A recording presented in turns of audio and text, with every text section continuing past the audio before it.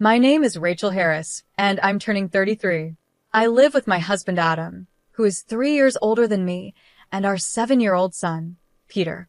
We're a family of 3. Today, I'm going to a friend's wedding with my husband. Even though I call them friends, they're more like Adam's friends, and I only recognize them by face. The wedding is at a fancy hotel, and I'm amazed by how luxurious it is. While Adam greeted people he knew, I stepped away to use the restroom. As I was walking back to the ceremony, I heard a rude voice say, "Oh, look at that defective person. Why are they even here?" I thought, what? Who are they talking about? It felt like the people nearby were saying mean things on purpose, loud enough for me to hear. It wasn't just gossip, it was clearly offensive. But no one spoke directly to me. I didn't want to deal with such rude behavior, so I walked away. Suddenly, I heard someone shout, "Hey, ugly, can't you hear me?" I ignored it and kept walking. My name isn't ugly, and I wasn't going to let them bother me. But then, I heard quick footsteps behind me. Before I knew it, someone grabbed my arm tightly and it hurt. "Wait a minute. I'm talking to you," a woman shouted. I looked at her and pulled my arm away. She stumbled backward, acting all dramatic. Another woman rushed over to help her, giving me a dirty look. "Lauren, are you okay? Why are you being so rough?" she asked, glaring at me. What's going on? Who are you?" I asked, confused. She snapped back. "Who am I? You really don't remember me, do you? How rude."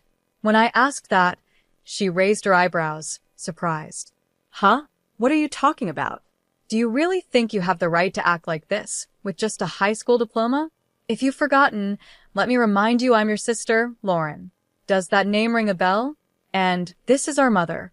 Can you honestly say you've forgotten your own mom?" I thought for a moment and nodded slightly. Maybe there was someone with that name in my past. But I didn't want to waste time talking seriously with them. My response only made them angrier. At that moment, 3 men hurried over. "What's going on?" "We could hear the shouting from over there. Lauren, aren't you ready yet? You're still in your regular clothes you need to change for the wedding," one of them, who she called Dad, said. Lauren pointed at me and yelled, this suspicious person sneaked into our wedding. Get her out of here right now." The 3 men reacted very differently. The one she called Dad looked at me with wide eyes and then a clear look of displeasure. The other man, Noah, froze in shock, his face turning pale. "Why is Rachel here on such a happy day?" Noah asked, his voice unsteady. "She must have snuck in by mistake. It's unbearable. Someone call security." "Wait, watch what you're saying," Noah quickly added, his face still pale. "This person is—" While the man called Dad agreed with Lauren, Noah tried to intervene. I muttered under my breath, "You really know nothing," but no one heard me. Just then, Adam appeared. "Rachel, there you are. I've been looking for you." Everyone turned to him. I smiled slightly and said, "Sorry, I got caught up with some strange people on my way back."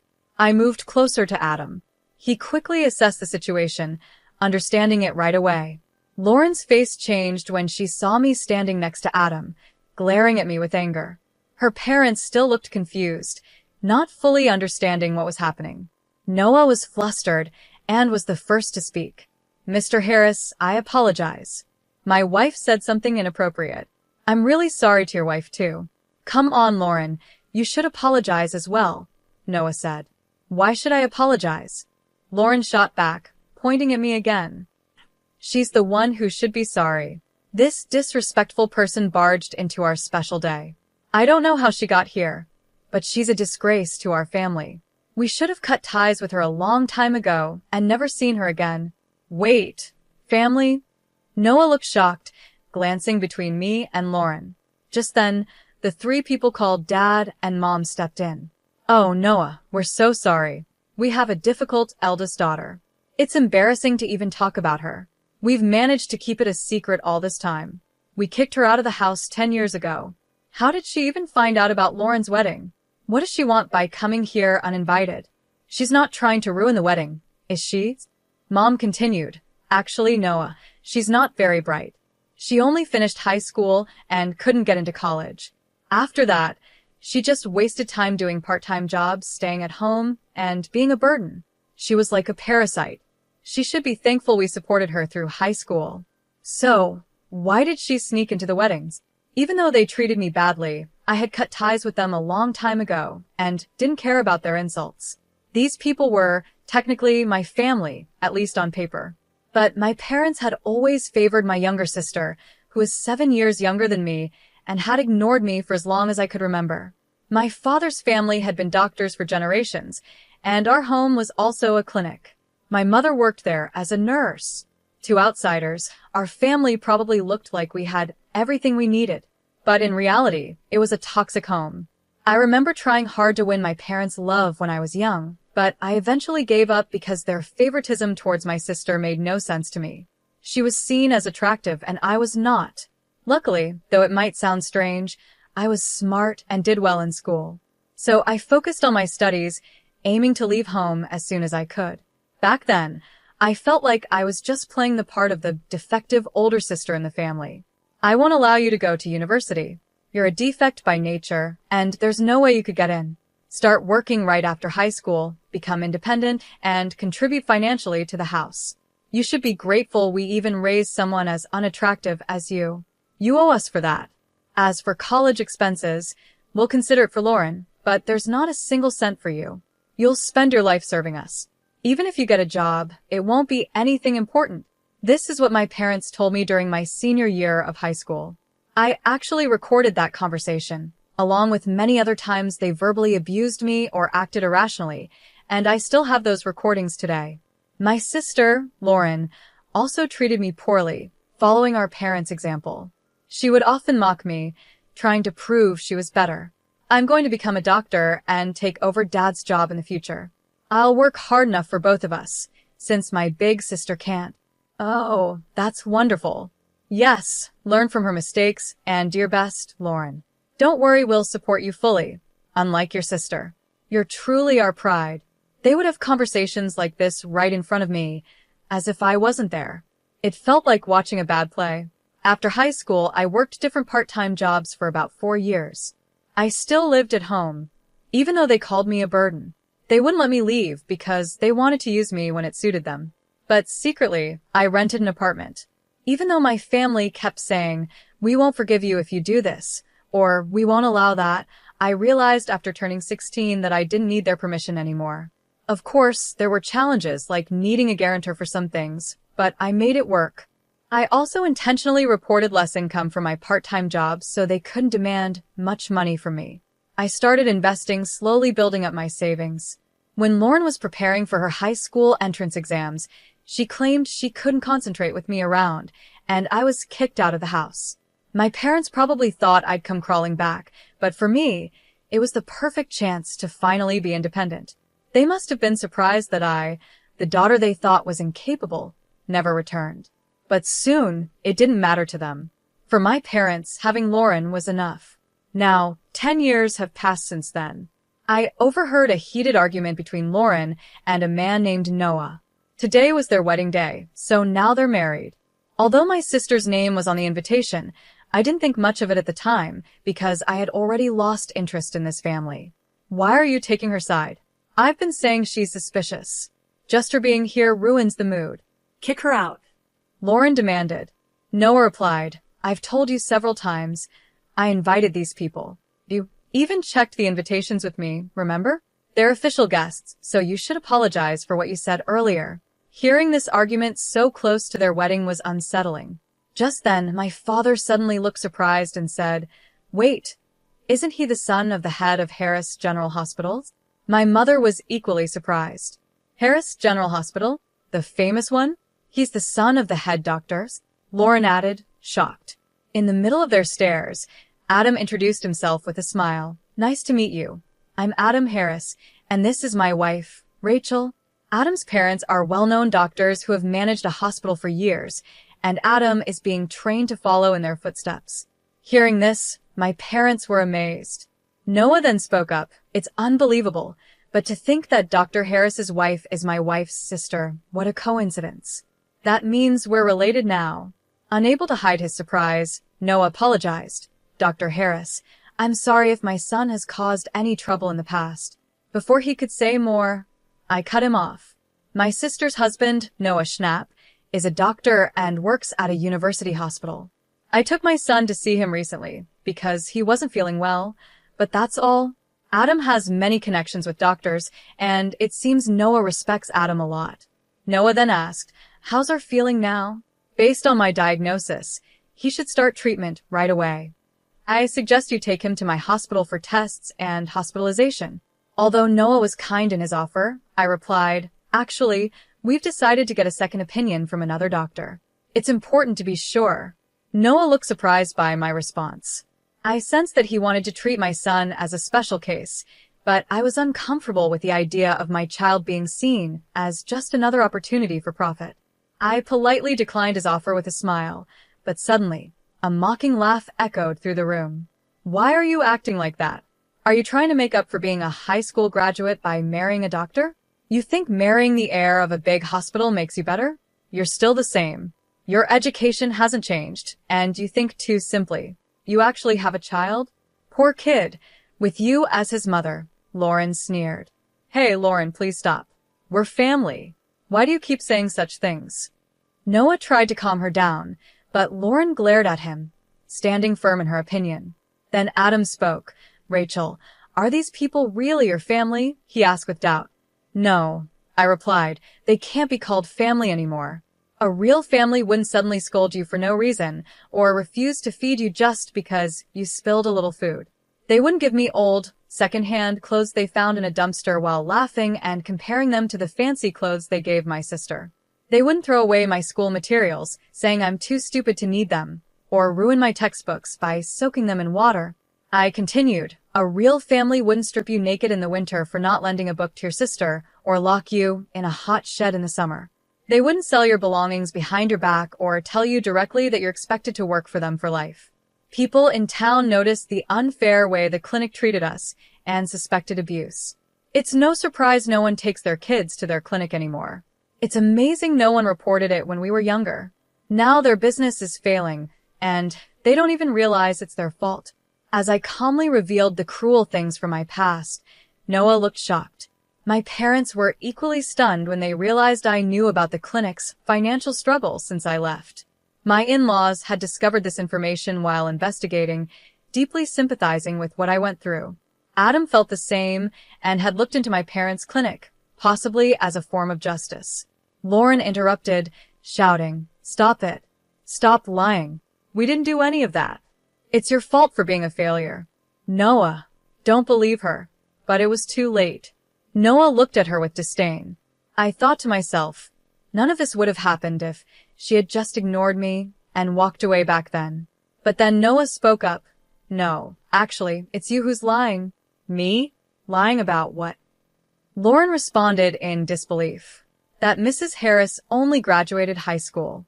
She has a college degree, is a successful businesswoman, and the CEO of a company that provides food for hospitals, including ours," Noah explained. "CEO?" my sister gasped in shock, staring at me like she couldn't believe it. My parents looked just as surprised. "Stop lying. She's just a high school graduate." "Are you saying she went to college behind our backs without us knowing?" my mother accused. "Yes, I did go to college," I replied calmly. "I was already an adult, and I didn't need to tell strangers who aren't my family." "What are you saying? How can you speak to your parents like that?" "We didn't give you permission to go to college," my father shouted. "Why would I need your permission?" I replied calmly, and they couldn't hide their anger. After high school, I worked various jobs and saved a good amount of money. I used that money to pay for college because there was still so much I wanted to learn and achieve. Living on my own gave me freedom, and I proved I could do anything. While in college, I started my own business. That's also when I met my husband. Looking back, it fills me with a lot of emotion. Meanwhile, my sister mumbled to herself, her face pale. "I can't believe it. I always thought she was the useless sister who couldn't do anything on her own, that she would be nothing after being kicked out. But she graduated from college, became a CEO, and married the heir of a major hospital. Why? I thought I would be the successful one. Why is she more successful than me? Why does she look happy?" "Why indeed?" I replied. "Maybe it's because, despite being treated unfairly, I never gave up and kept working hard. Maybe luck helped a little too. I looked at my sister firmly, then revealed something shocking. By the way, I heard you dropped out of middle school. Is that true? This revelation left everyone, including my parents and Noah, completely stunned. What? What are you talking about? Who dropped out of middle school? My sister snapped back, though I admired her attempt to deny it. I heard from a distant relative, someone who has always been kind to us, I continued. When I left home, you thought you could easily get into a top school without studying. You went into the exam unprepared and ended up writing almost nothing, which led to you failing as expected. After that, you started acting out at home and shut yourself away for a long time. You only came back into society when our parents introduced Noah as a suitable husband for you, I explained. As I spoke, Noah's face grew more serious, while my parents and sister turned pale. The information came from a distant cousin on my father's side, who is known for being good at gathering details. Though we only met a few times when I was a child, he looked after me and even acted as my guarantor. You're lying. What are you talking about? My sister protested, trembling. But I continued. Actually, the claim that you work in medical administration is also false, isn't it? In reality, you don't have the qualifications and you're only doing basic tasks, not handling any real responsibilities. At least some professional ethics are being followed. Stop it. You're lying. All of it is false, she cried out. Maybe, I replied calmly. What I heard was just a rumor. Whether you believe it or not is up to you. At that, my sister quickly turned to Noah, studying his face. He looked doubtful, confused, and clearly disappointed. Lauren, you told us you graduated from a prestigious women's university, had qualifications, and were helping with your family's hospital. Was that all a lie? Falsifying your academic background is fraud. Have you deceived me? Noah asked her directly. No, Noah. Don't just believe her. You're my husband, you should trust me, she pleaded. Then name even one professor from the university you claim to have graduated from. He challenged her. Flustered, my sister struggled to respond. That's not important right now. Really? Well, let's call a professor from the department you said you attended. They're also a family friend and know us well, Noah proposed, ready to find out the truth. As he said this, Noah calmly picked up his phone. Please stop. That's not necessary, Noah, she pleaded, panicking. You trust me. That's enough. Lauren suddenly snatched Noah's phone from his hand and slammed it onto the floor. There's no need to check, just believe me, she shouted. Fueled by anger, she stomped on the phone with her high heels over and over, completely destroying it. Her face twisted in rage, almost like a monster, shocking Noah and everyone around. My parents tried to calm her down, but her anger wouldn't subside. The scene caught the attention of other guests and staff, who gathered around, concerned. The venue turned chaotic with the sudden outburst. Even though I was there, it felt like I was watching from a distance. I no longer felt any connection to my sister or my parents. My family now was just my husband and son. Shall we go home? I think we've done our part here, I said to Adam. He looked a little surprised and asked, Are we leaving already, Rachel? I smiled calmly. It's okay, let's go. Oh, and let's stop by the cake shop in this hotel and get some cake. I heard there's one that's really popular right now. Adam smiled and agreed. That sounds like a good idea. Let's pick up a cake on the way home. We left the venue with a light laugh. Later, I heard that Noah got involved in a lawsuit for giving false diagnoses and overcharging patients. After that, my former parents, facing serious financial trouble, tried to reach out to me for help. Not knowing how to contact me, they showed up at the hospital where Adam works, hoping to see us. She's the daughter-in-law of the hospital heir. She's our daughter. Let us see her right away. Contacting the son of the hospital director will solve our problem. We're in big trouble, and we need her help. After all, we raised her, so it's only natural for her to support us, they loudly proclaimed at the reception, causing a scene. But it wasn't Adam or me who responded, it was my parents-in-law. With a firm look, they asked, What business do you have with our daughter? My parents, clearly unsettled, froze and quickly left the hospital. They tried to reach out several times after that, but they never focused on fixing their own problems. Eventually, their hospital had to close down.